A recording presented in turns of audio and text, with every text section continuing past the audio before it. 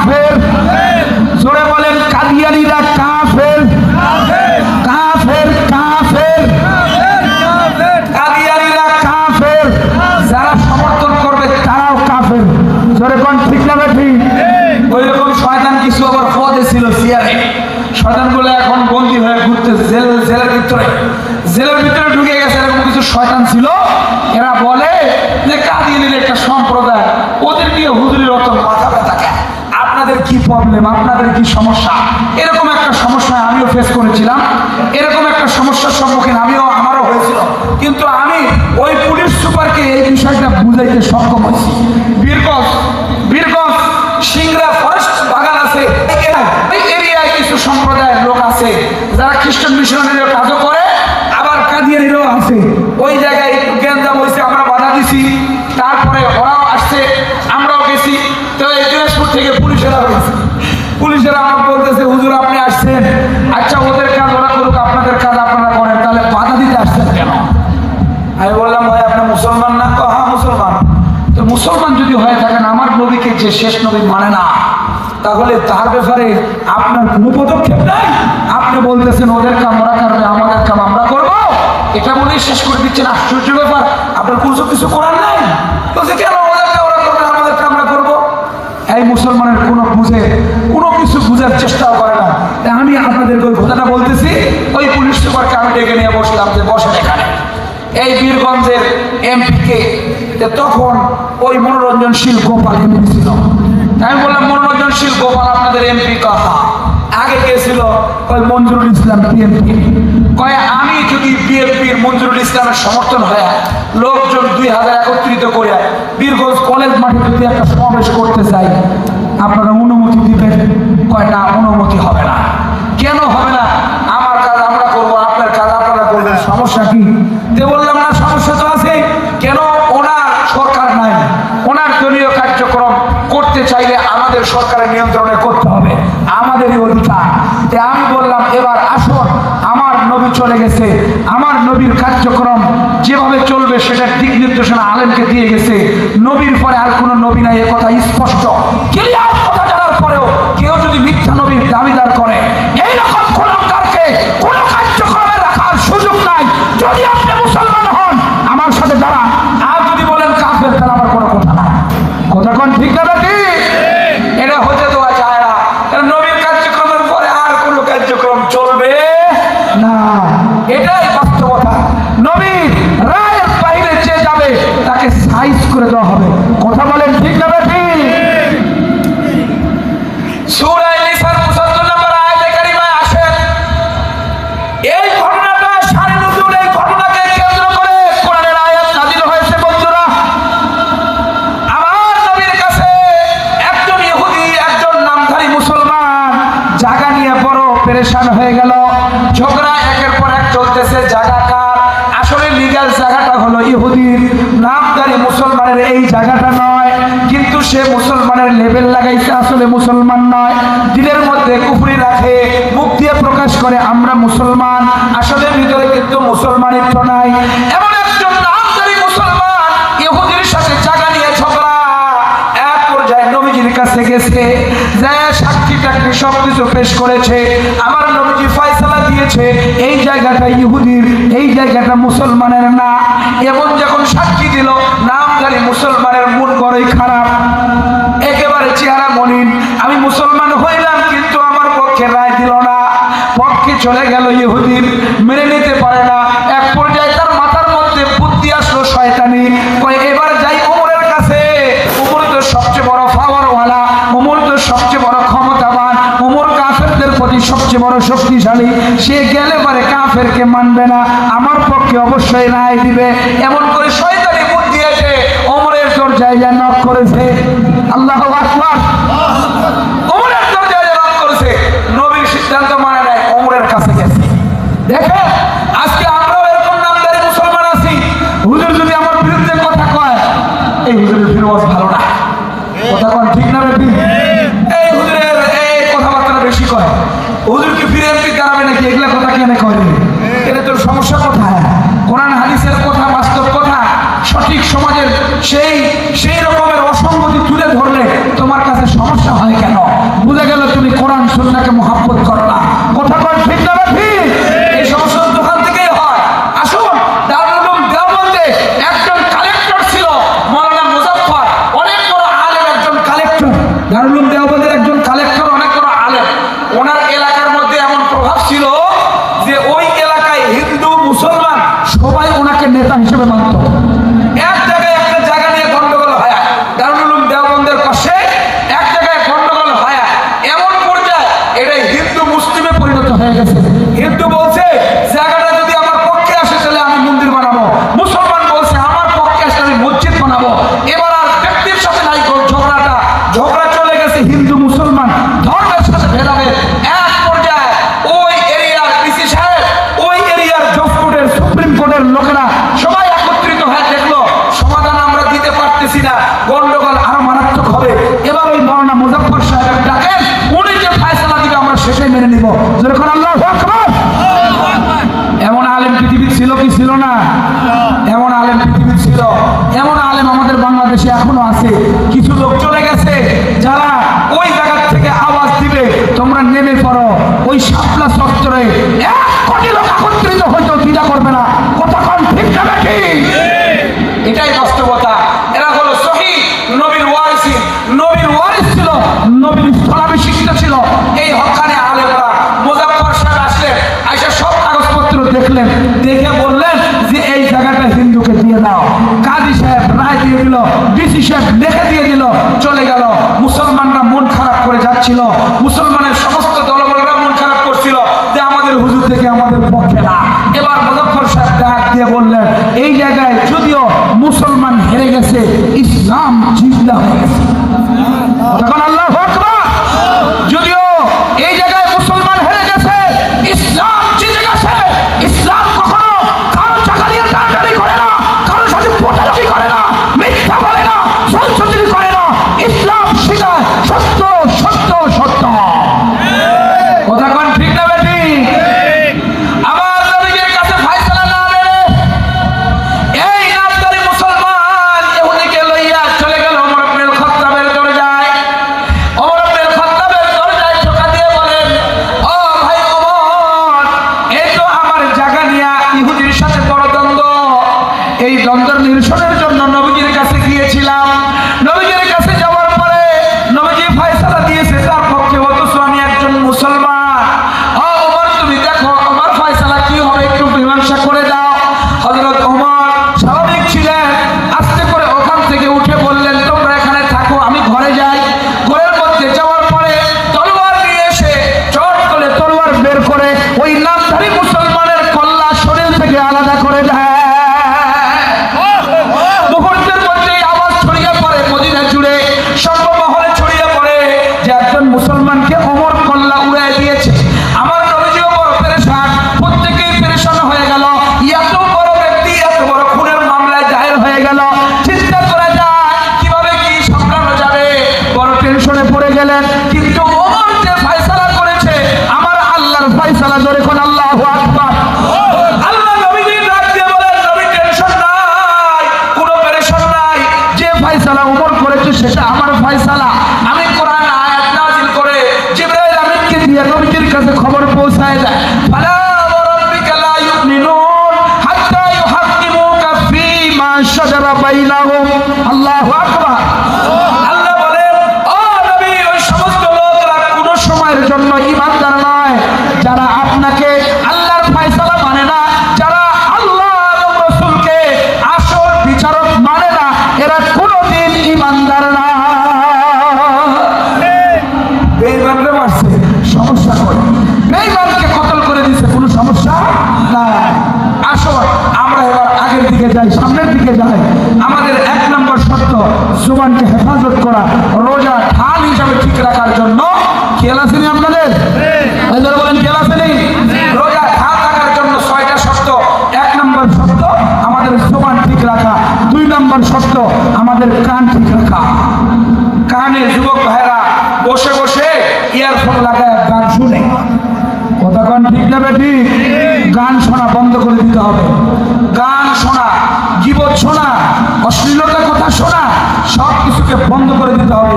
এই কান কোরআনে কারিমের তেলাওয়াত শুনবে, সত্য শুনবে, সঠিকটা শুনবে। কথা কোন ঠিক না বেটি? আমি শুনতে পাই না কেন? অসত্য কোনো কথা আমার কানে আসে না। এইরকম হওয়ার দরকার। কিন্তু আমাদের যুবকের ভিন্ন হিসাব। যুবকরা তো 10টা পর্যন্ত বাহিরে ঘুরে, পরে বাড়িতে আসার পরে খানা খায়া রাত 1টা পর্যন্ত ফেসবুক টিপার পরে রাত 2টা বাজে ঘুমাইছে। এবার রাস্তা দিয়ে যাচ্ছিল কিছু লোক, মর্দেন সাহেবের নিয়ে ঝগড়া। এই মর্দেন সাহেব ঠিকঠাক মতো আজান দেয় না, 2জন লোকে সেই ঝগড়া। এক পর্যায়ে ওই যুবকরে পাইছে, ভাই তুমি বলো তো কোনোদিন ঠিক টাইমে এই মর্দেন আজান দেয়? আসলে তো তাই, মুই তো 5 বছর থেকে কোনোদিন ফজর আজানই শোনা নাই। কথা কোন ঠিক না বেটি? এমন একজন ফেসবুক চালায় না, রাত 2টা বন্ধ ফেসবুক চালায়, এর থেকে আর কি শুনবে? ভাই শেষ করে দিব তো, চলে যাচ্ছেন কি রে ভাই? আমাকে তুই চলে যাচ্ছে না, শেষ করে দিয়ে আসেন। আসেন আসেন, ধরুন কি শেষ করে দিব, সময় নাই তো আর, শেষ করে দেবো। আসেন, দোয়া হয় এই 10-15 মিনিটের জন্য আপনার দোয়ার থেকে বারণ হবেন কেন? এই 15 মিনিটের জন্য একটু দোয়া করার দরকার। সবাই মিলে আমরা একটু দোয়া করি, আল্লাহ তাআলা আমাদেরকে রমজান পর্যন্ত যেন হায়াত বাড়ায় দেন। আল্লাহ তাআলা আমাদের এই মাদ্রাসাকে যেন আরো ছাত্র দিয়ে ভরপুর করে দেয়। এই জায়গায় আমাদের দিল করে বড় বড় মাদ্রাসা, আজকে আমাদের গন্ডগোলের কারণে কি নাই? ছাত্র নাই। হুজুর রেগুল ইসলামরা খায় শেষ করে লেছে, এবার দেখি কমিটিতেই খায় শেষ করে লেছে। কথা কোন ঠিক না ঠিক? হুজুররা ইসলামের খায় শেষ করলে তুই কচুও পাইতি না, হুজুরদের কারণে এ পর্যন্ত আসছে। কথা কোন ঠিক না ঠিক? এই হুজুররা না থাকলে এ পর্যন্ত ইসলামের পতাকা কিছুই পাইতি না, নামাজও পড়তে শিখতি না। এটা হুজুরদের কারণেই সম্ভব হয়েছে। কথা কোন ঠিক না ঠিক? ওই নোয়াখালী থেকে, কুমিল্লা থেকে আজ থেকে 40 বছর আগের দিনাজপুরে হুজুররা এসে নামাজ পড়েছে না? তো নামাজ কোনটি পড়তে হুজুররা না থাকলে? হুজুরের বিরোধিতা আর করিস না, হুজুরের বিরোধিতা যুবক বন্ধ করতে দে। ও যুবক, তোর আমি একদম কপালে চুমো দিয়ে হাতে অনুরোধ করে বলি, হুজুরের বিরোধিতা করিস না। হুজুরের কাছে যা বস, কোরআন শিখ, দিন শিখ, ইসলাম শিখ, আর মদ বাদ দিয়ে দে, জুয়া বাদ দিয়ে দে, ফেসিডেল বাদ দিয়ে দে, ফেসবুক ইউটিউব বাদ দিয়ে দে, কোরআন ওয়ালা হয়ে যা। কোরআনে কারিমের রাত্রে তেলাওয়াত কর। হুজুরের সামনে কাতারে আমি তো দেখতে চাই তোমার মতো 10টা যুবক যদি এই এরিয়া হুজুরের সামনে কাতারে দাঁড়ায় যায়, এই এরিয়ার কোনো পুরা গুণ লাগাইতে পারবে না, কোনো পুরা বেনামাজি হওয়া দাড়ি সেট করে ঘুরতে পারবে না। কথা কোন ঠিক না বেটি? যুবক ঠিক হলে ফির পুরা কোন দিক যাবে? যুবক ঠিক হয়ে গেলে পুরা আর উপায় নাই, দাড়ি চাষা সেলুনে যায়, পুরা দাড়ি চাষতেছে, আর যুবক সুন্দর দাড়ি দিয়ে সামনে দিয়ে হাঁটে যায়, খালি টাকা কবে চাষা আপনি কি করেন বই এনে, আর কিছু পদ দরকার নেই। কথা কোন ঠিক না বেটি? এতটুকুনি যথেষ্ট। চিন্তাকারীর চিন্তা সব কিছু বন্ধ হয়ে যাবে, ডাক্তারদের দুর্নীতি, মানুষের রক্ত চোষা সব বন্ধ হয়ে যাবে এই যুবকরা সামনে সেই কর্ণধার হওয়ার জন্য। তো এরা সত্যি যুবক হাত তুলে দেখাও, নারে তাকবীর। এই যুবক কিছু বলবে, তারপরে দোয়া হয় না কিছু বলবো না, আপনি দোয়া করবেন না, দোয়া করবেন। اللهم صل على محمد وعلى ال محمد كما صليت على ابراهيم وعلى ال ابراهيم انك حميد مجيد. اللهم بارك على محمد وعلى ال محمد كما باركت على ابراهيم وعلى ال ابراهيم انك حميد مجيد. بسم الله الرحمن الرحيم. قل هو الله احد الله الصمد لم يلد ولم يولد ولم يكن له كفوا احد. بسم الله الرحمن الرحيم. قل هو الله احد الله الصمد لم يلد ولم يولد ولم يكن له كفوا احد. بسم الله الرحمن الرحيم. قل هو الله احد الله الصمد لم يلد ولم يولد ولم يكن له كفوا احد. استغفر الله ربي من كل ذنب واتوب اليه. استغفر الله ربي من كل ذنب واتوب اليه. استغفر الله ربي من كل ذنب واتوب اليه. الحمد لله رب العالمين والعاقبة للمتقين والصلاة والسلام على سيد الأنبياء والمرسلين. ربنا آتنا في الدنيا حسنة وفي الآخرة حسنة وقنا عذاب النار. اللهم اغفر لنا ولآبائنا ولمن له حق علينا ولجميع المؤمنين والمؤمنات والمسلمين والمسلمات الأحياء منهم والأموات إنك مجيب الدعوات اللهم نبر قلوبنا بنور القرآن وزين أخلاقنا بزينة القرآن ونجنا من النار بالقرآن وأدخلنا الجنة بالقرآن يا حي يا قيوم برحمتك نستغيث أصلح لنا شأننا كله ولا تكلنا إلى أنفسنا طرفة عين ও মহিয়ান করিয়ান সর্বশক্তিময় আল্লাহ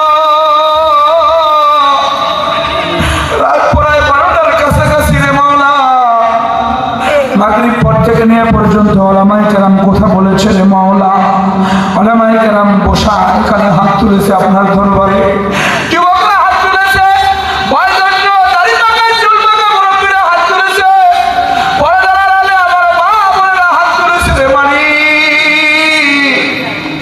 একদিন পরেই আপনার রহমতের মাস শুরু হয়ে যাবে আল্লাহ আপনার কাছে বড় জোরে আবেদন আমাদের হায়াত রমজান পর্যন্ত বাড়াইয়া দেন ও হায়াতের মালিক আমাদের হায়াত রমজান পর্যন্ত বাড়াইয়া দেন অনেক সময় দেখেছি রমজানের 1 ঘন্টা আগে কবরে চলে গেছে রমজানের 20 মিনিট আগে কবরে চলে গেছে আল্লাহ জানি না কার সময় কোন সময় কিভাবে মালাকুল মউত চলে আসে জানি না এবারে আমাদেরকে রমজান পর্যন্ত পৌঁছায় দাও রমজানের ফাজাইল আমাদের অর্জন করার তৌফিক দাও আল্লাহ এই এরিয়ার কোন যুবক যেন রোজা মিস না দেয় এই এরিয়ার যুবকরা নামাজি হয় না আল্লাহ এই এরিয়ার যুবকরা কোরআনওয়ালা দ্বীন জিন্দা করনেওয়ালা সৈনিক বানায় দেন আল্লাহ এই এরিয়ার কোন লোক যেন রোজাকে মিস না দেয় আল্লাহ কবুল করেন আল্লাহ পর্দার আড়ালে আমার মা বোনদেরকে কবুল মঞ্জুর করেন এ মালিক এমন বয়োজ্যেষ্ঠ হাত তুলেছে শরীর দুর্বল শরীরে অসুস্থ অনেক ওষুধ খাইতে হয় রমজানে কিভাবে রোজা রাখবে আপনার দরবারে চোখের পানি ছেড়ে দিয়ে ডাক দিয়ে বলে মালিক যৌবন থেকে নিয়ে পর্যন্ত রোজা রাখতেছি সারি নাই এ পর্যন্ত রোজা মিটতেই নাই আল্লাহ আপনার রহমতের মাগফিরাতের মাস চলে আসছে রে মাওলা ওই মুরব্বির শরীরে কুওয়াত দিয়ে দাও আল্লাহ রোজা রাখার মতো তৌফিক আপনি করে দেন আল্লাহ আল্লাহ ওই অসুস্থ ব্যক্তিকে সুস্থ করে দেন আল্লাহ অসুস্থ ব্যক্তিকে আপনি সুস্থ করে দেন আল্লাহ এই মাহফিলের আয়োজন করতে যে যা পরিমাণ শ্রম দিল রে মাওলা এদেরকে দিনের জন্য কবুল করেন আল্লাহ আমাদের যুবক ভাইদেরকে দিনের জন্য কবুল করেন যে আলেমের মশওয়ারায় এই মাদ্রাসার আলেমের মশওয়ারায় এত বড় দ্বীনি মজমা হলো আল্লাহ ওই আলেমকে দিনের জন্য কবুল করেন আল্লাহ আমাদের মোদেন সাহেব হযরতের হায়াতে বারাকা দান করেন ইলমে বারাকা দান করেন আল্লাহ এই মাদ্রাসা আবার ছাত্র দিয়ে সার্থক করে দেন আল্লাহ আপনার দ্বীনি প্রতিষ্ঠান হাজার হাজার আলেম এখান থেকে যাইয়া দ্বীন জিন্দার কাজে বিভিন্ন জায়গায় জড়িত আছে রে মাওলা কারো কোন ভুলের কারণে এভাবে আবার জমে গেল জানি না আল্লাহ আবার এই মাদ্রাসাকে ছাত্র দিয়ে ভরপুর করিয়া দেন আল্লাহ হক্কানি আলেম আসাতিদার মাধ্যমে এই মাদ্রাসাকে আবার জাঁকজমক বানাইয়া দেন দিনদার কিছু ব্যক্তির মাধ্যমে এই কোরআনের বাতি ঘর আলো আলোকিত করে দেন আল্লাহ এ মালিক কার বাপ চলে গেছে জানি না আমার বাপ মা দুইজনে কবরে চলে গেছে রে মাওলা আমার মা অল্প কিছুদিন আগেই কবরে চলে গেছে মাহফিলে যাওয়ার আগে আমাকে ঋণ দিয়ে বলতো মা তোর সাথে কত লোক হাত তুলবে আমার কথাটা একটু ভুলিস না রে বাপ আমি মাকে বলতাম মা তোমার 8টা ছেলে আলেম তোমার অনেকগুলো আমল অনেকগুলো তাসবিহ কোরআন তেলাওয়াত আছে আমাকে দোয়া করতে বলো মা আরে মা তোর সাথে কত তাহাজ্জুদে গুলোর হাত তুলবে তোর সাথে কত রুকু করনেওয়ালা সেজদা করনেওয়ালা হাত তুলবে একটু বলিস রে মা তোর কারণে যেন আমি জান্নাতে যেতে পারি ওই মা কবরে চলে গেছে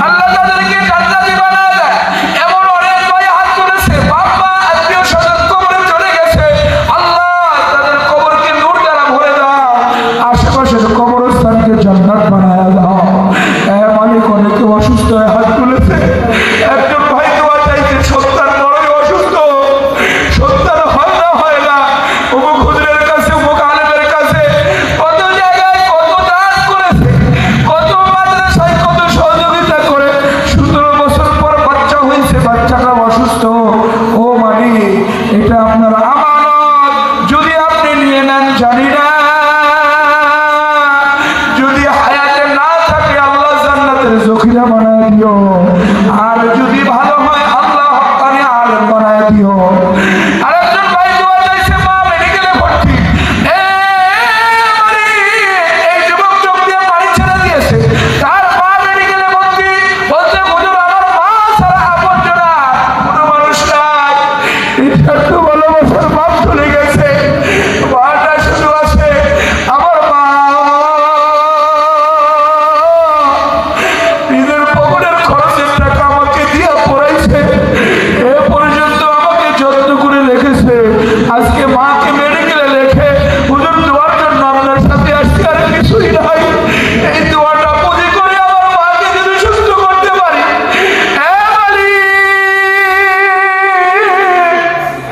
এই মা বিবেক যুবকের হাতের ওসিলায় আমাদেরকে মাফ করো আল্লাহ, আমাদের দোয়াকে কবুল মঞ্জুর করো আল্লাহ, আমাদের এই প্রোগ্রামকে কবুল মঞ্জুর করো, আমাদের এই যুবকদেরকে কবুল মঞ্জুর করো আল্লাহ, আমাদের এই প্রোগ্রামকে কবুল মঞ্জুর করো, আমাদের যুবকদেরকে কবুল মঞ্জুর করো আল্লাহ, যারা অর্থ দিয়েছে শ্রম দিয়েছে কোরআনওয়ালা হিসেবে কবুল করো আল্লাহ, এই মাহফিল প্রত্যেক বছর 3 জিন্দার জন্য হয় কবুল করো, ঈমানের তাজাকির জন্য আল্লাহ এই প্রোগ্রামকে কবুল মঞ্জুর করো। রব্বির হামহুমা কামা রাব্বায়ানি সগীরা, রব্বির হামহুমা কামা রাব্বায়ানি সগীরা, রব্বানা তাকাব্বাল মিন্না ইন্নাকা আনতাস সামিউল আলিম ওয়া তুব আলাইনা ইয়া মাওলানা ইন্নাকা আনতাত তাওয়াবুর রহিম। আমিন।